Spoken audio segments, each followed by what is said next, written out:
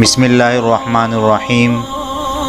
آج میں یہ بتا رہا ہوں کہ اپنے آپ کو دوسرے پر الزام لگانے سے بچانا چاہیے، ورنہ اس کی سزا اللہ تعالیٰ دنیا میں بھی دے دیتے ہیں۔ اس پر میں آپ کو ایک واقعہ سناتا ہوں کہ بادشاہ کے خادموں نے راستے میں پھینکے ہوئے بچے کو اٹھا لیا۔ بادشاہ نے کہا اس کو میرے خاندان میں شامل کیا جائے اور اس کا نام احمد یتیم رکھا۔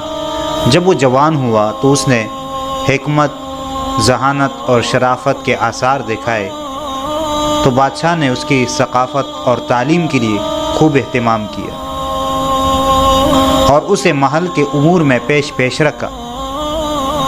ایک دن بادشاہ نے اسے کمرے سے کچھ لانے کے لیے حکم کر دیا۔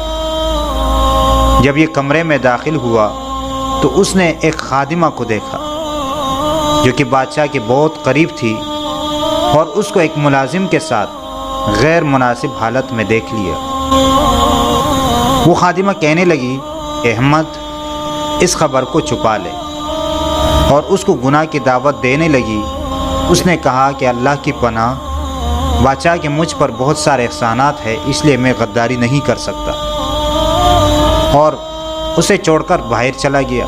اب خادمہ خوفزدہ تھی، پریشان تھی کہ کہیں یہ راز فاش نہ کر دے، تو وہ روتی ہوئی اور آنسو بہاتی ہوئی بادشاہ کے سامنے آئی اور کہنے لگی کہ احمد نے مجھے ورغلایا ہے اور وہ زبردستی میری عصمت دری کرنا چاہتا ہے۔ تو اس پر بادشاہ غضبناک ہوا اور اس نے احمد کے قتل کرنے کا ارادہ کر لیا۔ اس نے ایک رئیس سے کہا کہ آپ کے پاس جو میں بھیجوں اس کو قتل کر دے۔ احمد سے کہا کہ آپ فلاں فلاں کے پاس جاؤ، فلاں فلاں کو لے کر آؤ۔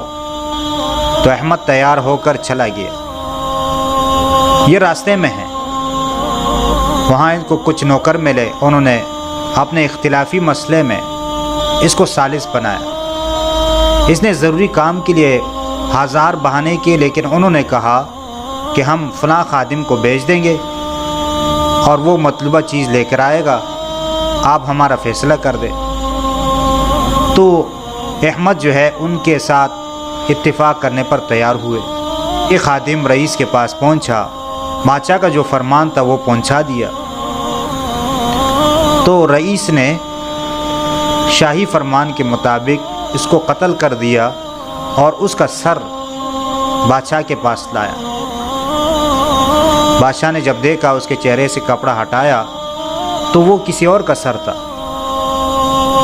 اس نے فوراً احمد کو بلایا اور مقتول خادم کے بارے میں پوچھا، تو احمد نے سارا واقعہ سنا دیا۔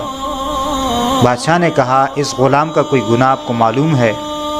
احمد نے کہا ہاں، اس نے فلاں فلاں خادمہ کے ساتھ زنا کیا تھا، اور ان دونوں نے مجھے اللہ کا واسطہ دے کر کہا کہ میں ان کی برائیوں کو چھپا دوں۔ بادشاہ نے جب یہ سنا تو وہ پرسکون ہو گیا اور اس نے خادمہ کے قتل کرنے کا حکم کر دیا، اور احمد کا اعتماد ان کے ہاں مزید بڑھا۔ ایک الزام کی وجہ سے وہ اپنی زندگی سے بھی ہاتھ دھو بیٹھی، اور دوسرا جو خادم تھا جو اس کے ساتھ گناہ میں ملوث تھا، اس کی زندگی بھی ختم ہو گئی۔